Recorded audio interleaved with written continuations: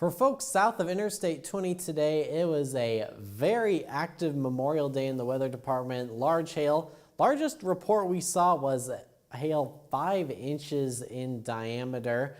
We saw reports, unfortunately, of tornadoes across the area. That cluster of storms we saw earlier this evening, it's well off to the east of us now, seeing maybe an isolated shower in Kimball County. Still a flash flood warning in effect for Menard, Concho, and Mason counties just because of all the rain that fell earlier. So remember, turn around, don't drown. The tornado watch we had earlier, it's been canceled for our viewing area. I do want to point out this severe thunderstorm watch. It goes from Lubbock towards Amarillo. Not expecting it to have an impact on our area. Storms to the east now going to continue to the east and eventually impacts places like San Antonio, over towards Houston. Maybe a little bit of some showery activity in the big country tonight. Maybe rumble of thunder. It's certainly not going to be anything severe tonight. Waking up Tuesday morning, maybe a little bit of showery activity. Mostly just some cloud cover around. Tuesday afternoon, I'm keeping my eye on the dry line. That's that boundary between the bone dry air to the west and the moist air from the Gulf to the east. They typically cause thunderstorms across the Concho Valley and the big country. That's what I'm expecting tomorrow, except I'm expecting most of the storm activity to stay south of our viewing area and south of San Angelo for the most part, really south of Interstate 10.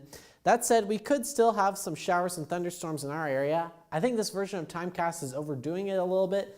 I think maybe 20 or 30% of us pick up on rain. Tomorrow into tomorrow night, I'm not as concerned about the severe weather threat. And then Wednesday may see a little bit of activity across our area. I think it's more likely towards our west for places like places right along the Texas and New Mexico border. With these types of dynamic setups, storms one day have a big impact on storms the next day. Thanks to outflow boundaries, the rain-cooled air from storms one day have an impact on where storms will be focused the next day. So as we know more about the forecast, we'll communicate it to you across the Concho Valley and the big country. San Angelo is a 1 out of 5 marginal risk for your Tuesday. 2 out of 5 slight risk. Ozona, Sonora, southwestward. Hail and winds looking to be the main threat tomorrow. Can't completely rule out an isolated tornado, especially south of Interstate 10. Wednesday, 1 out of 5 marginal risk. San Angelo westward, west of Abilene, with that 2 out of 5 slight risk. It's west of Midland toward places like Wink, El Paso, and portions of New Mexico. Just a pleasant evening, though, in the Key City, north of the cold front, sitting at 68 degrees. So it's a pleasant evening for you in the Key City. Might even want a jacket, dare I say. We are Memorial Day, talking late May. So by late May standards, it's pretty pleasant. 73 Brownwood, 69 Junction, 67 San Angelo. Waking up tomorrow with those low temperatures in the low to mid 60s, about 65 degrees.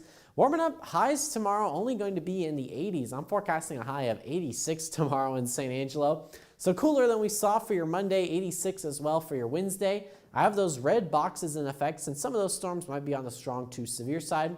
Going with a 50% chance of showers and thunderstorms Thursday. Wouldn't be shocked if those probabilities got bumped up. Doesn't look to be a severe weather threat for your Thursday. Of course, I'll continue to refine that forecast. June looks to start off on a hot and dry note with those highs in the 90s. You can find the full forecast online and the latest on social media. Bert?